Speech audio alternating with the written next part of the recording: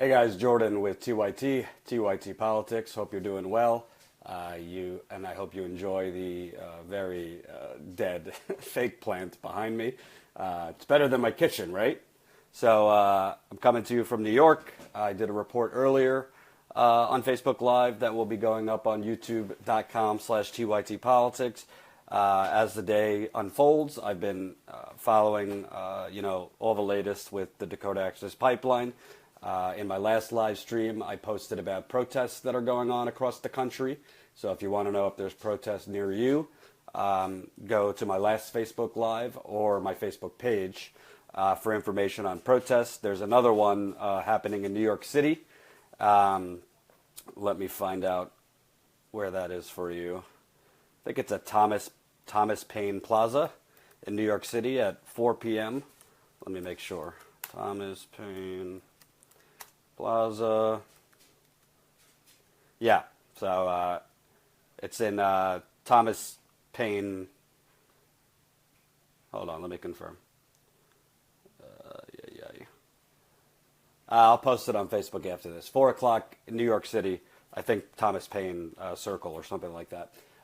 So after I went live before, there's a story that came out where the former Interior Secretary of the U.S. Pretty much calls the Army Corps out and basically says the Army is reneging on its commitments on Dakota Access Pipeline, and she points to laws they are not following. So I want to read some of this to you. Former Interior Secretary Sally Jewell said in an interview Wednesday that the Army Corps of Engineers was, quote, reneging on its commitments to other federal agencies and tribal leaders to conduct a thorough environmental review of the Dakota Access Pipeline before granting an easement to the project sponsor. On Tuesday, Army officials said in court filings that they would grant the final federal permit that the pipeline sponsor, Energy Transfer Partners, needs to complete the 1,170-mile project. Jewell, who has refrained from commenting on the new administration, even as it has clashed with members of her former department, said she felt compelled to speak out because she believes it is now violating its legal obligations. Jewell said that the Corps failed to adequately consult with leaders of the Standing Rock Sioux tribe, whose reservation is on the proposed route early on in the process. The formal environmental impact study, which the agency indicated in December it would conduct, would have provided the tribe with an opportunity to air its concerns and allow other agencies to weigh in on the decision. So the decision to not do any of that is reneging on a commitment they made in December, and I think it's fair to say that I'm profoundly disappointed with the Army Corps' reversal of its decision to conduct an environmental impact statement and consider alternative routes, she said. Quote, this is a clear reversal of a commitment on the part of the U.S. Army Corps of Engineers on something they gave thoughtful consideration to when they decided to do an environmental review. So essentially, she's calling out the Army Corps from moonwalking on its decision in December to deny the permit and say we're going to do an environmental impact study, to suddenly, now that President Cheeto is president,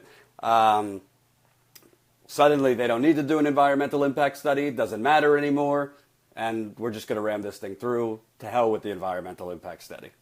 She added that when approving projects in the United States, the Army Corps is required to abide by the National Environmental Policy Act and the National Historic Preservation Act. That has not been done in this case. So let me repeat those. The Army Corps is required to abide by the National Environmental Policy Act and the National Historic Preservation Act. That has not been done in this case. Army officials could not be immediately reached for comment, shocker.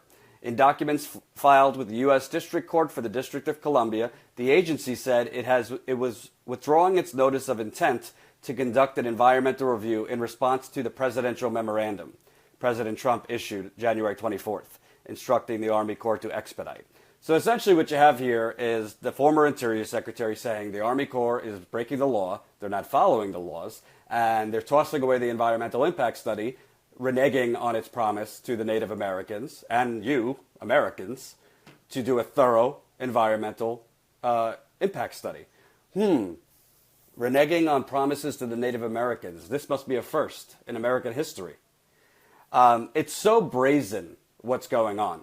It's so transparently corrupt what's going on. If you weren't listening to me earlier, I mean, you got Rick Perry's the energy secretary. He was literally on the board of this oil company, Energy Transfer Partners.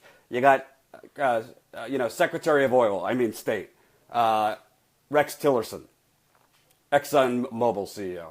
You have the EPA head who literally doesn't believe in climate change. And now, as I reported earlier, you have the Trump administration eyeing a fossil fuels lobbyist as an energy advisor. So the Army Corps just suddenly, we don't need to do an environmental impact study as a pipeline is going under the second largest water source in America. Why do we have to do an environmental impact study? Who's going to get hurt here? It's unreasonable. But I think the takeaway here, and hopefully when the tribe files an injunction, which I'm going to get to in a minute, they are pointing this out, the Army Corps is required to abide by the National Environmental Policy Act and the National Historic Preservation Act. Quote, that has not been done in this case. So, by law, they are totally abdicating their responsibilities. The environmental impact study was supposed to have a 30-day comment period. That has not been concluded. The environmental impact study is supposed to be going on anywhere from 6 months to 18 months. Apparently, they could, President Cheeto could do it in less than a month. It's unbelievable. These people don't care about your water, your children, your grandchildren, or anybody but the oil companies lining the politicians' pockets. I mean, at what point does common decency, common morality weigh in? Or have we passed that point? And the naysayers will say, oh, Jordan, you're not supposed to tell your thoughts or your opinion. You know what? There's many stories in this country that it's too big of a story to just sit there and say, well, he says this, she says this. We can't tell you the truth because then we'll be biased. No. It's very clear what the truth is here because there's facts and there's data. And what's going on here is the Army Corps, pretty much, in fairness to them, is really Trump. They're just, holding the Army Corps' head to at gunpoint. Trump is essentially saying, to hell with the environment. We're going to create thousands of jobs, which has already been proven. This pipeline and pipelines like it do not create thousands of jobs. And it's going to be a boon for domestic energy independence. It's already been proven. This pipeline is used for foreign exports.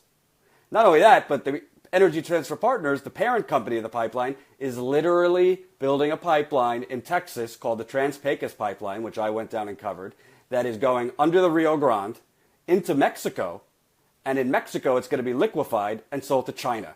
And they're digging up people's backyards using eminent domain for the great American public use of selling natural gas to China. Literally, conservatives in Texas are having their backyards dug up, pipelines dug through to sell natural gas to China. I mean, Cenk, one of the reasons I wanted to join the Young Turks was Cenk did this rant I saw after the San Bernardino shootings. And I thought he was going to have a heart attack, to tell you the truth. It was the most impassioned I've ever seen him. And he said, against the insane, immoral politicians who are letting our children get mowed down. And he said, we don't live in a fucking democracy. We don't. And this proves it.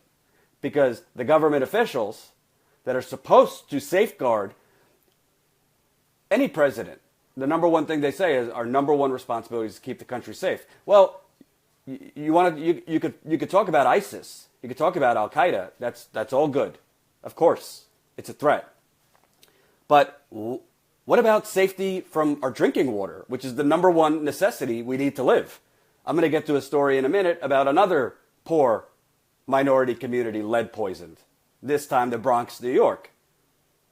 Do you not have a responsibility to keep people safe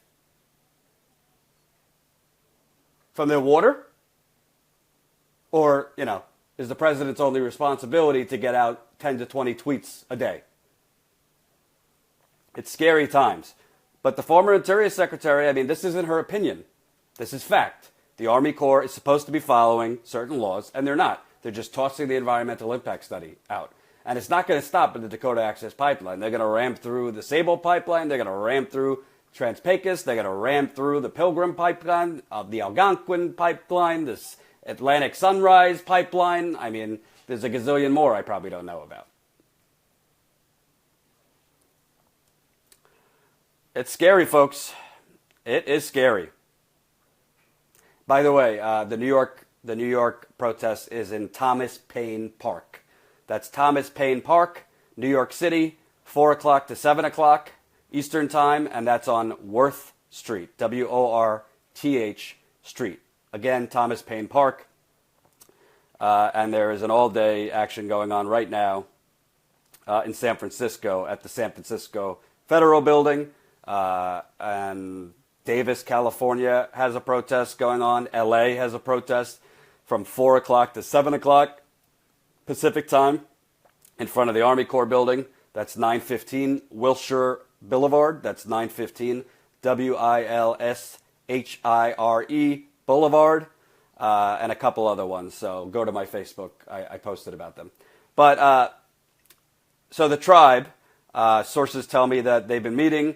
As soon as the official notice to the easement is approved, I mean, yesterday it was just they were just notified that the easement will be granted. But as soon as it officially is granted, which is probably going to happen today, the tribe is going to be filing, from what I'm told, the tribe will be filing a temporary restraining order, which is essentially an immediate request for a judge to stop any further construction or drilling. So they're going to be filing a temporary restraining order. They're also going to be asking for a summary judgment, which to my knowledge is basically a judgment on the overall, on the drilling without the need for a trial. So if any lawyers are watching, if I got anything wrong there, you could correct me. But they're going to be asking for a temporary restraining order, which would immediately stop any drilling or anything like that, as well as a summary judgment.